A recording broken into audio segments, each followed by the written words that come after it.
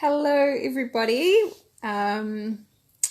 Welcome and haere mai from Timaru, New Zealand. I just want to acknowledge the traditional guardians of this land, Ngāi Tahu. So I've come on today to have a bit of a laugh at myself. And I have been known in my life, and I've had feedback when I used to work in offices, that I have bulldozer tendencies. And this is like, I get an idea in my head, and through force of nature, you just have to come along with me or you're going to miss out. And obviously this has not helped me win friends and influence people over the years.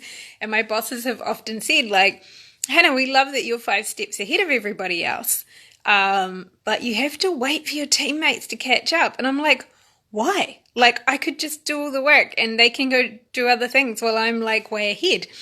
So when I was younger, I didn't really understand that so much. And as I've got a lot older, personal relationships have become more important to me, would you believe? So this week, very funny story. Well, not so funny, but just one of those little things that happens in life. Now, I really am into details. I have a gate of details, and it may seem like a small thing, but it's actually really important. So I just wanted to share what happened with my partner and I. So I've picked out a house. He's still in Australia. He's going to be joining me in roughly 39 days. And we needed a house with a bedroom each and a breakout space and a couple of other things. So I found this house and I was like, right, I'll have this room, you'll have this room, and you can work from the sleep out, which is in the yard. And so I've decided all this all by myself. Now, my partner's entrusted with me to find the house, but he hasn't seen it yet. And so I know that he's coming soon, and we haven't sorted out a mattress or anything like that. And I just decided this will be the best mattress for both of us and blah, blah, blah. And so I've been feeling anxious because I have an undefined route and everything should be done yesterday. So I've got fixed in my mind, this is the mattress, this is the bedroom it's going in, this is the bedroom you're going to have. And he came back to me and he said, can we just hold off on the mattress, wait till I get there? And I just had this aha moment, like, I'm doing it again. I'm doing that thing I do where I decide what's right for everybody, and then I tell them it's the right thing, and then I expect them to come along and invest time and effort and money into it.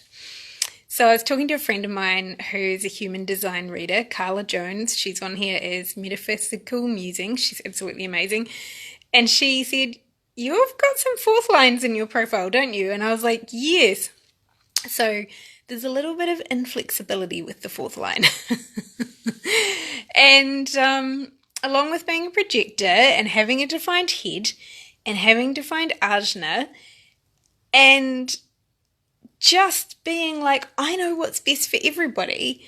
If I actually listened to my strategy and authority, when I started looking at mattresses, I got that splenic little, nope, don't worry about it. Just leave it till your partner gets here. And I ignored it. I totally ignored it. And so I've ended up in this situation where I've had to just say to my partner, I'm so sorry. I've done that thing again, and I'm really trying to break my cycles of the past.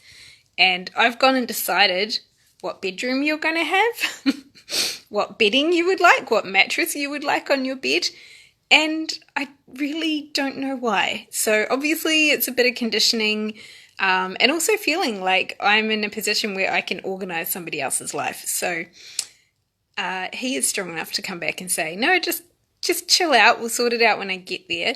And I've had to let go of a few things over the last day, like trying to organize someone else, trying to have everything perfect. That's undefined ego center, like feeling I'm not worthy unless my partner arrives to this perfectly furnished bedroom where he will be able to relax. And I mean, who am I to choose the furniture for him? Again.